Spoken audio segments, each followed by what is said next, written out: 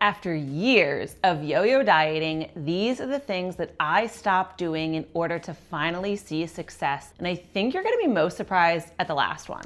Hi, I'm Amy, a nutrition coach, and I've successfully lost and kept off 40 pounds by doing the things I'm about to tell you in this video.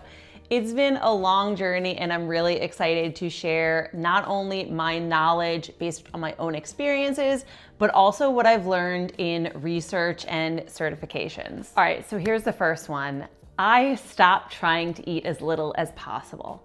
And now I know that probably sounds counterintuitive, but when you're putting so many restrictions on yourself, those always tend to backfire. It's not about necessarily how little you eat, but it's eating more strategically. And those 1,200 calorie goals, I used to follow those too. And you know what? I didn't need to. I didn't need to make goals that strict. That's not what my body needed. Everyone's different. That 1,200 calorie goal might be fine for some people who are maybe more petite and less active, but the majority of people, you don't need to eat that low. That's why it's always important to talk to a certified coach in order to help you get the goals that you actually need, right? Because why would you struggle trying to hit 1,200 calories when in reality, your body can actually lose weight with 1,500 calories? So it's not about just eating less, it's about eating smarter for your own individual needs. And make sure you're not sleeping on high volume foods. Have you seen some of my recipes and how large those portions are? It's not about tiny little portions, right? It's about eating the right foods. In order to lose weight successfully, you need to make sure that you're eating enough food so that you're not starving at the end of the day. So it's not about less on your plate, it's just more about what's on your plate. Because 50 grams of French fries or 50 grams of peanuts is going to be a lot less filling than 50 grams of steamed broccoli. Okay, the second thing I stopped doing. I stopped doing so much cardio.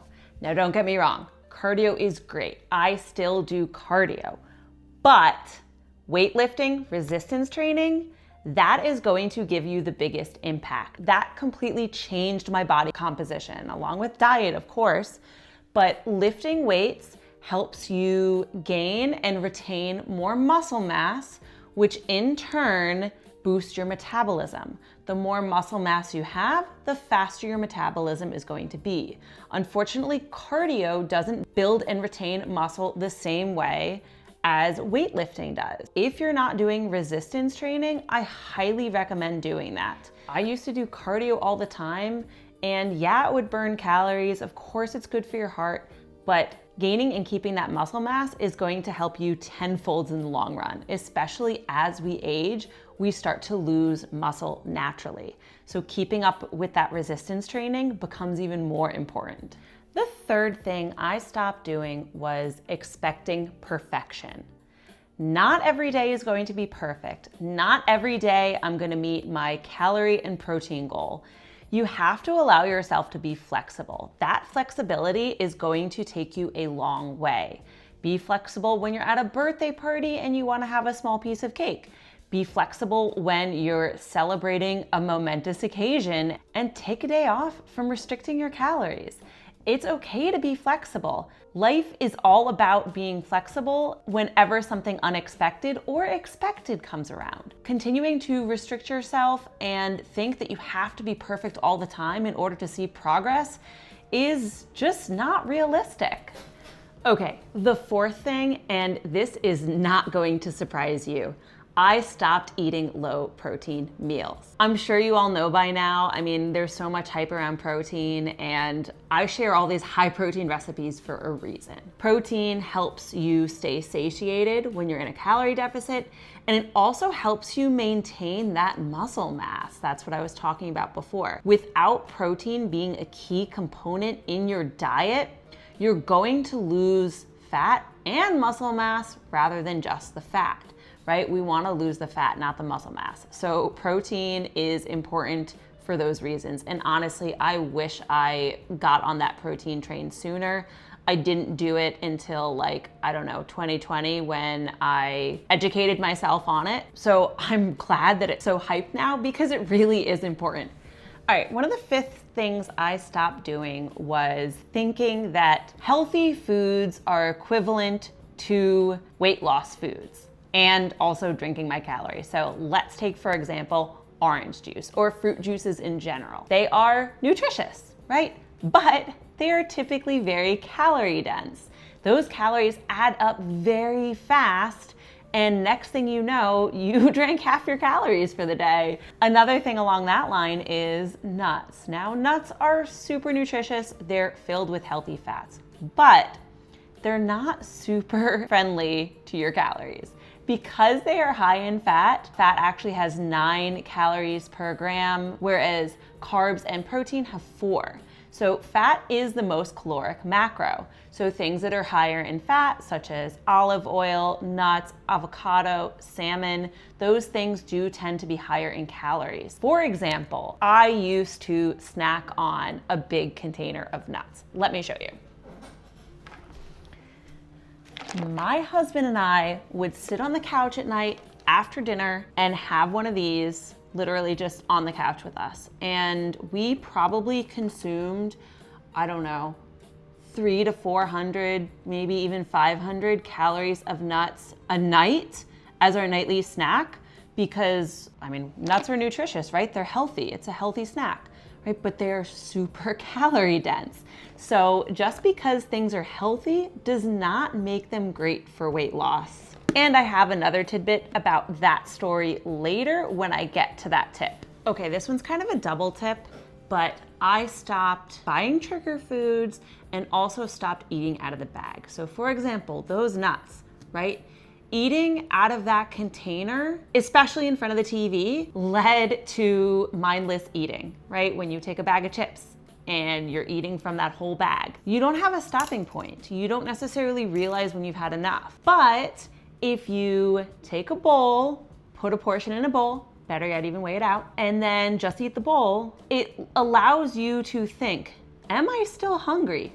Do I actually want more? Because you have to make an effort. It's not right in front of you anymore. So you finish it, and in my experience, 9 times out of 10, I don't need more. I feel satisfied. I hit that craving, or, you know, I'm just not hungry anymore. I don't need it. Making sure that you're portion controlling, or even buying like portion controlled bags, but also not buying the trigger foods, because I stopped buying those nuts. Both of us would find ourselves just kind of like taking handfuls from it. So now I kind of just have like nuts in the house for baking and recipes and things like that, but I don't buy them as often as like a snack food. Again, like out of sight, out of mind. If it's not here, you're less likely to want it, crave it, have it.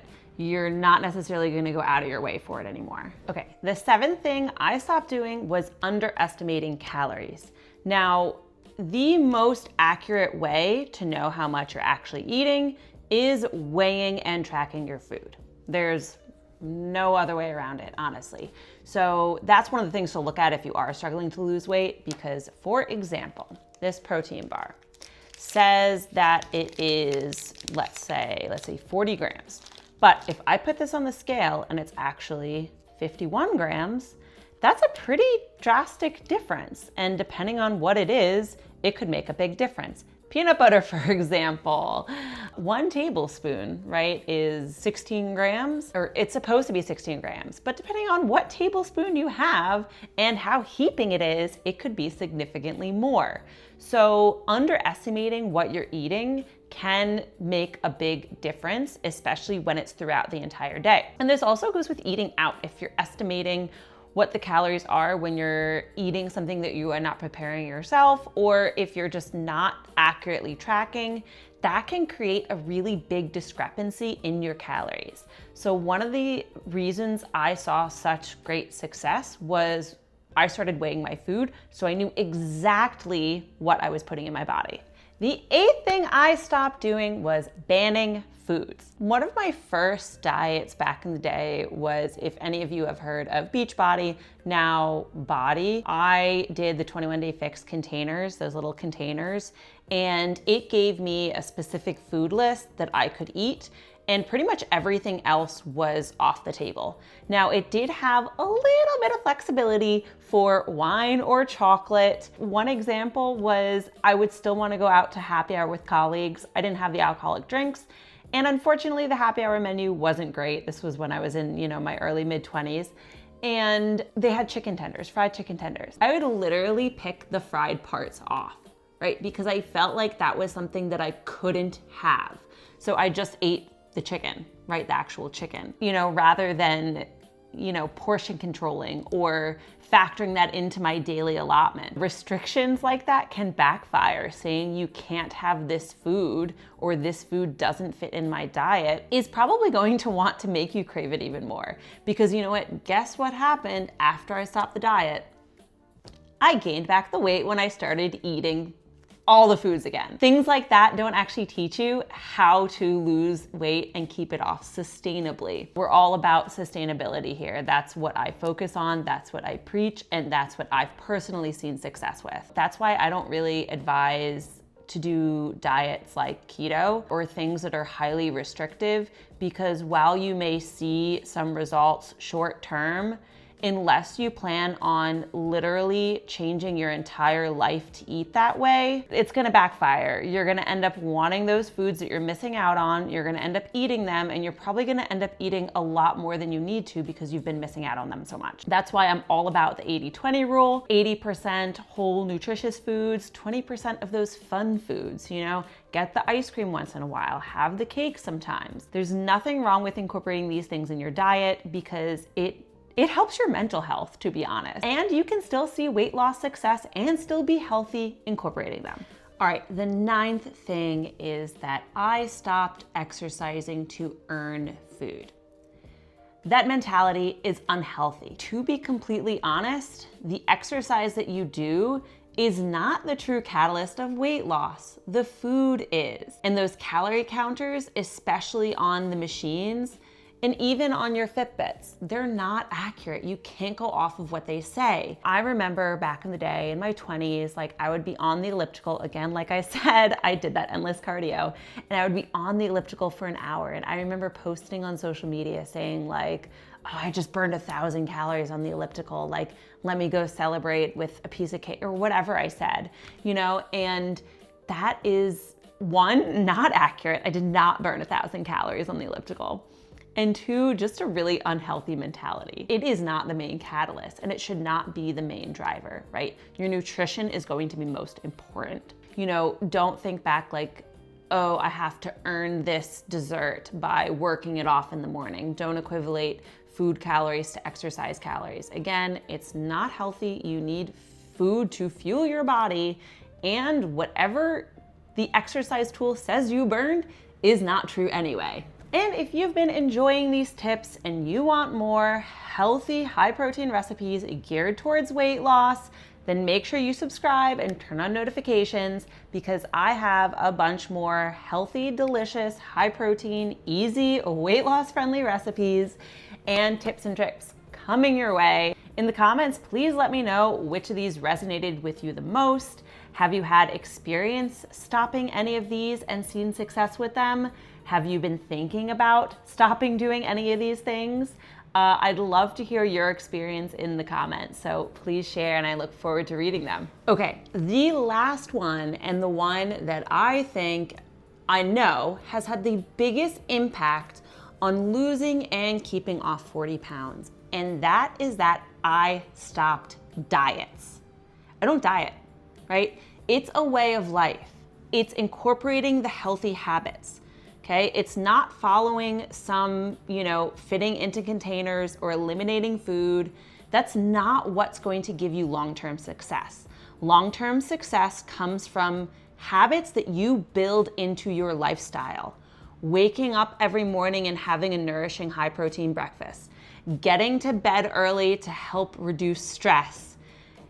Staying hydrated. Getting those healthy exercise routines in.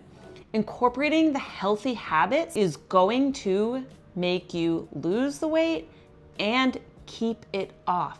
Diets often just provide short-term results.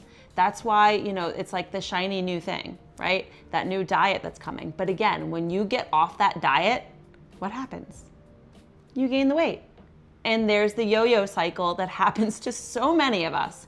So if you take anything away from this video, I hope that it's that. I hope that you understand that diets, a short-term plan, is not what is going to make you be most successful. It's going to be what you incorporate into your everyday lifestyle and do 80 to 90% of the time, not 20% of the time. I'd love to hear in your experience what helped you. Did you do a diet and then keep the weight off?